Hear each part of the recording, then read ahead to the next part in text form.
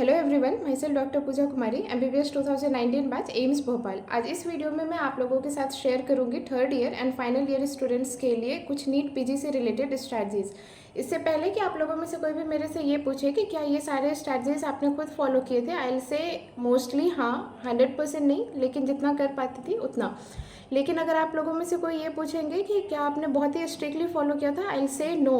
मतलब काफ़ी टाइम ऐसा होता था कि क्विट किया, रीस्टार्ट किया, क्विट किया, रीस्टार्ट किया। लेकिन हाँ, during third year and MBBS final year I use to try कि जितना हो सके उतना अभी कर लो, ताकि बाद में कम से कम प्रेशर आए। पूरा 100% एफिकेसी के साथ नहीं, लेकिन जितना कर सकते हो उतना तो कर लो अभी। तो if you ask me why sharing this with us, तो आई विल से कि you simply learn from their mistakes and you take benefit from their hard learn lessons. तो जो गलतियाँ मैंने करी थी, जो मुझे लगता था अगर उसे रेक्टिफाई कर सकते थे तो प्रिपरेशन जर्नी थोड़ी आसान होती। तो मैं आप लोगों से कहूँगी कि आप लोग भी वो सारे मिस्टेक्स ना करें, ताकि आपके आगे के रास्ते जो है वो थोड़े आसान हो। तो without wasting so much of time, let's start. तो मेरा इसमें अप्रोच क्या रहेगा, मैं आप लोगों को ईयर वाइज सारे सब्जेक्ट्स में कितने टाइम्स देने चाहिए एंड सोर्सेज आप क्या क्या रख सकते हो। रिगार्डिंग सोर्सेज की इसमें बस जो मैंने किए थे वो बताया, नहीं ऐसा नहीं है। मैंने मेरे कोलीग्स, बैचमेट्स जिन्होंने ऑलरेडी एग्ज़ाम क्रैक कर रखे हैं, उन लोगों से भी पूछा एंड उसके बाद जो मेरे हिसाब से अच्छे सोर्सेज हो सकते हैं वो सभी मैंने इसमें आपके लिए बताए हैं। And one very important thing is किसी भी एग्ज़ाम को क्रैक करने के लिए confidence is the game changer. कभी भी अपना कॉन्फिडेंस लूज़ नहीं करना है पूरे प्रोसेस में, जब तक आप अपने टारगेट को अचीव ना कर ले तब तक। एंड चलिए अभी फर्स्ट ईयर से हम बात करें। मोस्ट ऑफ द स्टूडेंट्स के लिए अगर ये आपकी फर्स्ट रीडिंग होने वाली है, आई विल से कि ये बहुत ही इंपॉर्टेंट है। ये फर्स्ट रीडिंग ही आपका कोर फाउंडेशन बनाएगा, तो ज़रूरत है कि ये चीज़ आप बहुत ही अच्छे से करें। First reading should always be very thorough. इसमें आपको सारी चीज़ें समझनी है, आप कोशिश करेंगे कि ऑलमोस्ट सारी चीज़ें समझ लें और कुछ भी स्किप ना करें। जैसे मैं एनाटमी के लिए आपको बोलूँ तो आप 3 वीक्स टू 4 वीक्स दे सकते हैं, biochemistry 2 to 3 weeks, physiology 2 weeks. सी मैंने सबको एक रेंज में रखा है, क्योंकि हम सबकी लर्निंग कैपेसिटी अलग होती है, हम सबकी लर्निंग स्पीड अलग होती है। एंड इफ़ यू आस्क मी कि क्या हम एनाटमी को 4 वीक ही दे सकते हैं, आई से नो। अगर आपको लग रहा है कि और ज़्यादा टाइम देना है, आप ज़रूर दें, किसी भी सब्जेक्ट को दे सकते हैं, क्योंकि ये आपकी फ़र्स्ट रीडिंग होने वाली है।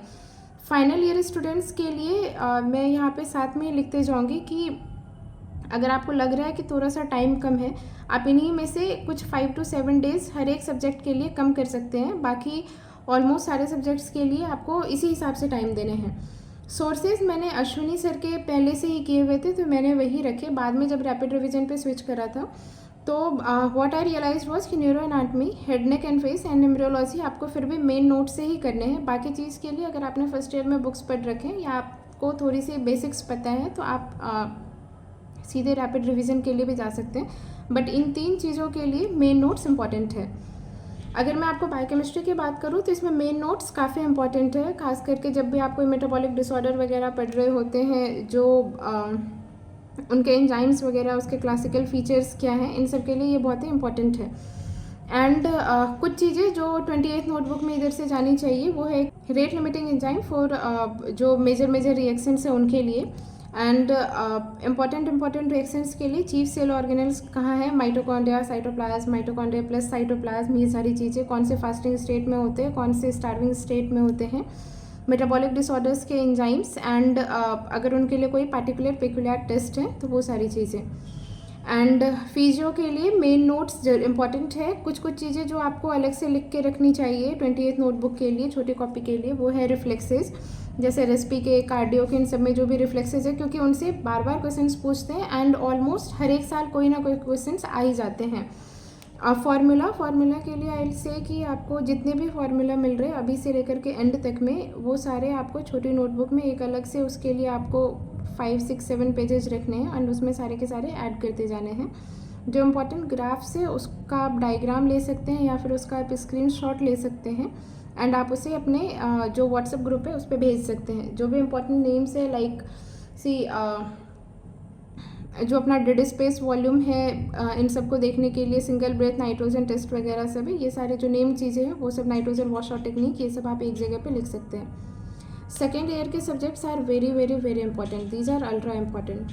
सी फाइनल ईयर के सब्जेक्ट्स ऑलमोस्ट हम में से सभी को आ रहे होते, क्योंकि वो हमने एग्ज़ाम के थोड़े टाइम पहले ही पढ़ा है, लेकिन जो मेन अपना सिलेक्शन करवाता है और रैंक बूस्टर होता है वो फर्स्ट एंड सेकेंड ईयर के सब्जेक्ट से होते हैं, क्योंकि वो सारे लोगों ने ही बहुत ही अच्छे तरीके में नहीं पढ़ रखा होता है। बिकॉज जब हम फर्स्ट सेकेंड ईयर में पढ़ते हैं और जब हम एग्ज़ाम दे रहे होते हैं तो बीच में एक अच्छा खासा गैप हो जाता है, और उस गैप को यूटिलाइज लोग कैसे करते हैं इस बात पे भी बहुत सारी चीज़ें डिपेंड करती हैं। जैसा पैथो के लिए, माइक्रो के लिए और फार्मा के लिए अगर आपको 1 मंथ लग रहे हैं या इवन 1 मंथ से ज़्यादा भी लग रहे हैं तो आप आराम से ले सकते हैं, बिकॉज ये सब बहुत ही वास्ट सब्जेक्ट है। आपके पैथो माइक्रो अच्छे होंगे तो बाद में ही आपको मेडिसिन में भी काम आएंगे, आपके मेडिसिन भी अच्छी होगी। पैथो के लिए मैंने खुद ने मैरो मेन नोट से पढ़ा था, क्योंकि ये मैंने सेकेंड ईयर में ही पढ़ा था एंड वो मुझे अच्छी लगी थी। एंड इसके लिए, इसके साथ अगर आप थोड़े बहुत बुक्स भी कर पाएँ इसके लिए रॉबिन्स, तो वो काफ़ी अच्छी है एंड मुझे वो पर्सनली बहुत पसंद आई थी। इसके अलावा आप प्रीति शर्मा मैम के भी कर सकते हैं, वो भी बहुत अच्छी है। माइक्रो में मैंने सोलली प्रीति शर्मा मैम के ही किए थे, इसमें मैंने आरआर किए थे, उनके एलआरआर किए थे, और एग्ज़ाम के पहले उनका 10x10 का सीरीज़ आता है वो भी किया था। ये सारी चीज़ें इनके लिए भी आती हैं, लेकिन उसमें मैंने मोस्टली 10x10 सीरीज़ ही किए थे, बाकी चीज़ें मैं कर नहीं पाई थी। फार्मा के लिए अगेन मैंने मैरो नोट्स ही पढ़े थे। अगर आप जीआरजी सर के भी पढ़ना चाहें तो वो भी काफ़ी अच्छे हैं, उसमें भी कोई डाउट नहीं है। And it's totally up to you, अगर आप मैरो नोट से कंफर्टेबल आप वो भी कर सकते हैं, अगर आप जीआरजी सर के नोट से कंफर्टेबल हैं आप वो भी कर सकते हैं। एफएमटी में सी आई से कि अगर आपको बाकी चीज़ें थोड़ी अच्छी से आती हैं एंड आप सीधे आरआर पे जा रहे हैं तो आप एक बार को जा भी सकते हैं, लेकिन टॉक्सिको मेन नोट से करना बहुत इंपॉर्टेंट है। आई से कि बाकी चीज़ें भी आप अगर एक बार मेन नोट से कर लो तो वो बहुत अच्छी होती है, क्योंकि इनमें काइंड ऑफ थोड़े ईजी क्वेश्चंस बनते हैं। जब आप मेन नोट से पढ़ रहे होते हो तो आपको काफ़ी सारी ऐसी इमेज बेस्ड चीज़ें दिमाग में आ जाती है, तो उसके बाद अगर आप आरआर से भी पढ़ो या फिर अगर आरआर से नहीं भी पढ़ते तो उसे एग्ज़ाम में इम्प्लीमेंट करना बहुत ही आसान हो जाता है। कुछ चीज़ें जो अगेन छोटी नोटबुक में जानी चाहिए वो हैं BNSS, ये सारी चीज़ें। टॉक्सिको के कुछ अगर आपको इंपॉर्टेंट फीचर्स मिले, क्योंकि ये सारे बार बार रिपीट में पूछे जाते हैं एंड ये तो अभी न्यू अपडेट है ही, तो ये अगेन की अल्ट्रा इम्पॉर्टेंट है। उसके बाद अगर हम बात करें CFM, ENT, ऑफ्था और तो इन सब की, तो आई से CFM के लिए आप आराम से 1 मंथ दे सकते हैं। अगर 1 मंथ से ज़्यादा भी लग रहा है तो इसे दें, बिकॉज इसमें काफ़ी सारे बेसिक्स के ही सवाल बनते हैं एंड उसमें गलत करने के चांसेस ज़्यादा बनते हैं। एंड तो ये आपकी थरो रीडिंग हो ये बहुत ही ज़रूरी है। एंड इसमें जो भी डेट्स है, जैसे डेंगू के लिए, मलेरिया के लिए कोई हेल्थ प्रोग्राम्स है जो ऑलरेडी पहले से है, जैसा RMNCH+A में काफ़ी सारे प्रोग्राम्स हैं, जो हेल्थ प्रोग्राम्स अभी भी बहुत सारे ऐड हो रहे हैं, वो सारे ही बहुत इंपॉर्टेंट है। ये आपको बहुत ही अच्छे से करना है। इसमें आप 10 स्टार लगाएं, 15 स्टार लगाएं, जितने भी आपको लगाने हैं आप सब लगा सकते हैं। जो इसके अपडेट्स हर एक साल आते हैं, जो अभी मैं आपको बता भी रही थी। एंड इंडिसेज, जैसा डेंगू के लिए, मलेरिया के लिए पैरासाइट के इंडिसेज हैं एंड ऑल, ये सब आपको याद करने हैं। ENT काइंड ऑफ ये मिड टर्म सब्जेक्ट है, लेकिन मिड लेंथ सब्जेक्ट है, लेकिन ये थोड़ा सा स्वीट है। ये अगर आपने एक बार अच्छे से पढ़ लिया तो इसमें एग्जीक्यूट करने के चांसेस जो होते हैं वो बहुत ज़्यादा हो जाते हैं। जो भी इसके डिसऑर्डर्स हैं उसमें उसके जो की फीचर्स हैं, जैसा उसके टिम्पैनोमेट्री पे फाइंडिंग क्या होंगे, CC इंडेक्स उनके क्या होंगे, ये सब आपको अच्छे से करना है। टिम्पैनिक मेम्ब्रेन के कौन से क्वाड्रेंट में कौन से प्रोसीजर्स होते हैं, SOM वगैरह, इसके carcinomas, mainly CA maxillary carcinoma, इसके स्टेजिंग आपको बहुत ही अच्छे से करने। एंड टेस्ट, सारे ही हियरिंग टेस्ट जो है वो आपको अच्छे से आने चाहिए। इसमें से डायरेक्ट भी काफ़ी सारे क्वेश्चंस आते हैं। ऑर्थो के लिए 2 to 3 weeks is enough and काफ़ी सारे लोग इससे कम में भी कर लेते हैं, काफ़ी सारे लोग इससे ज़्यादा में भी कर लेते हैं। ऐसा इसलिए क्योंकि ये टेस्ट एंड नेम फ्रैक्चर्स आप जितनी आसानी से याद कर पाओ, आपके रिटेंशन कैपेसिटी जितनी है, इस पे ये मेनली डिपेंड करता है। ये सब आप अपनी छोटी नोटबुक में लिखें। एंड कुछ टेस्ट होते हैं जिनके आपको डिटेल में प्रोसीजर्स भी याद करने होते हैं, जैसा DDH के लिए हम बच्चों में कैसे क्या करते हैं, ये सारी चीज़ें। ऑफ्था के लिए बज़वर्ड्स काफ़ी इंपॉर्टेंट होते हैं एंड काफ़ी सारे क्वेश्चंस आप सीधे सीधे वहीं से भी कर सकते हो, तो ये सारी चीज़ें आप 28th नोटबुक में लिख सकते हैं। इसके इंपॉर्टेंट इमेजेस, लाइक आपने एक बार पढ़ा, पढ़ने के बाद आप क्या करें कि बस उसके इमेजेस पलट लें। तो इससे भी आपका बहुत सारा काम हो जाता है। अगर फॉर फाइनल ईयर स्टूडेंट्स, अगर आप इसमें सिर्फ रैपिड रिवीजन पढ़ना चाह रहे हैं, आप वो भी पढ़ सकते हैं। इसके अलावा एक यूवीआईटिस आप मेन नोट से पढ़ें, क्योंकि मैरो आरआर में वो काफ़ी अच्छे से नहीं है, इनफैक्ट नहीं ही है। तो आप यूवीआईटिस जो है वो मेन नोट से करें, बाकी आप इससे भी कर सकते हैं। फॉर थर्ड ईयर स्टूडेंट्स आप अभी मेन नोट से ही पढ़ें, ताकि बाद में आपको इसमें स्कोर करने के और इम्प्लीमेंट करने के चांसेस बढ़ जाए। सी रिगार्डिंग शॉर्ट सब्जेक्ट्स, आप सबको 1 वीक to 10 days दे सकते हैं, डिपेंडिंग अपॉन कि आप कितने फास्ट और ईजिली इसको कर पा रहे हैं। Here I want to tell main notes because I don't feel कि मेन नोट से बहुत ज़्यादा इसमें फ़ायदा होता है।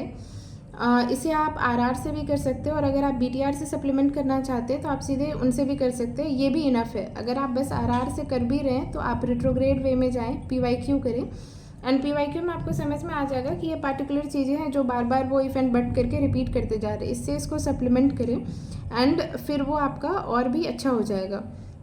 रेडियोलॉजी के लिए मैंने सिर्फ बीटीआर किया था, एंड आई विल सजेस्ट कि आप सीधे वो भी कर सकते हैं। डर्मा में अगेन इमेजेस लाइक जो सोरियासिस, वेसिकुलोबुलस डिसऑर्डर, ये सब है, वो बहुत इंपॉर्टेंट है। तो इसके लिए भी आई विल से कि अगर आप आरआर से कर भी रहे हैं, एक बार पूरा पढ़ना कंप्लीट कर लिया, उसके बाद सिर्फ एक बार इमेजेस रिवाइज करें।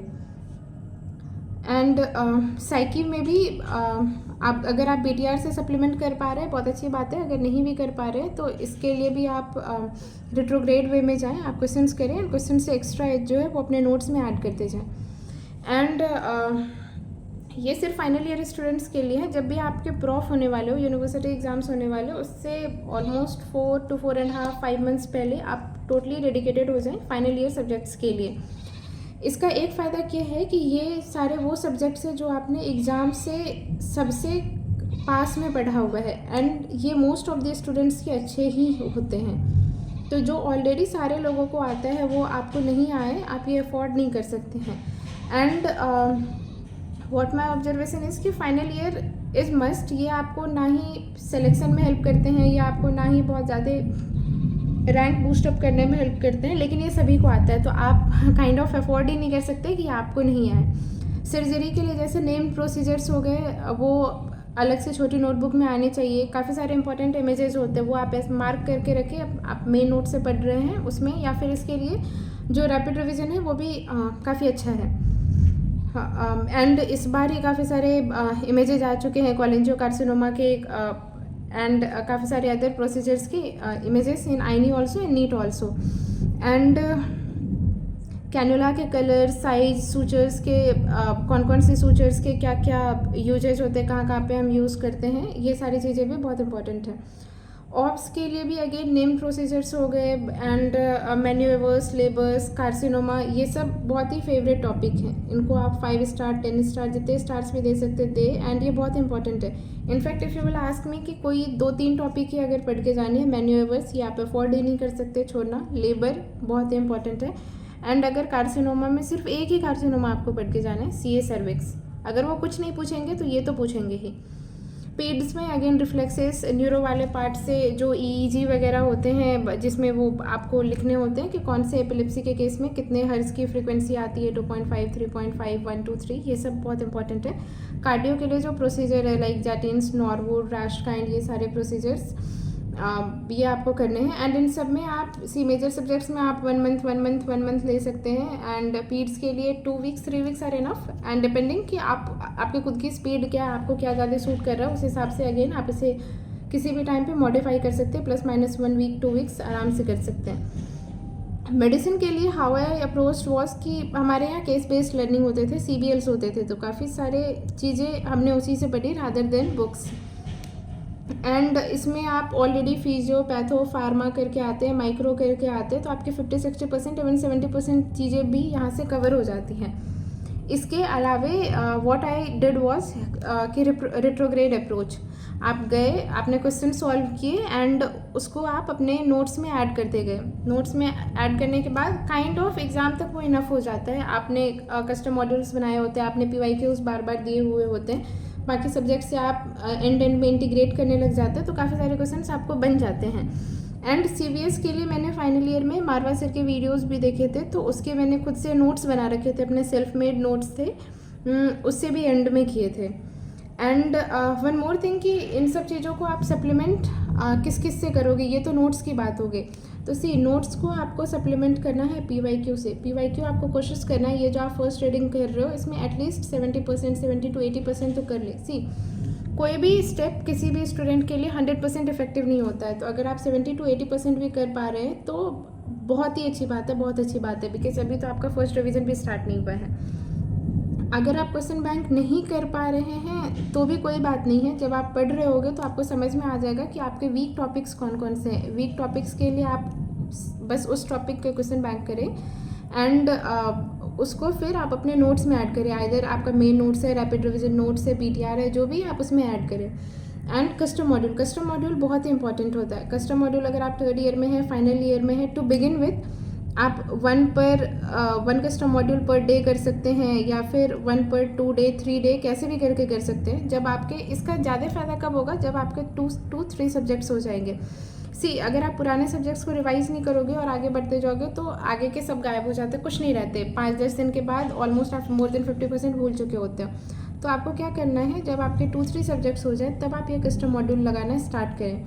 एंड आप बीच बीच में इसे कुछ कुछ सेलेक्टिव फ़िल्टर्स लगा सकते हैं, जैसा कुछ बिना किसी फ़िल्टर के, कुछ जो ड्रग ऑफ चॉइस होते हैं, फ्रिक्वेंटली आस्क्ड क्वेश्चंस होते हैं, वो सारी चीज़ें, कुछ ओनली PYQ आप उसमें नीट के PYQ, INI के PYQ, ये सब लगा के कर सकते हैं।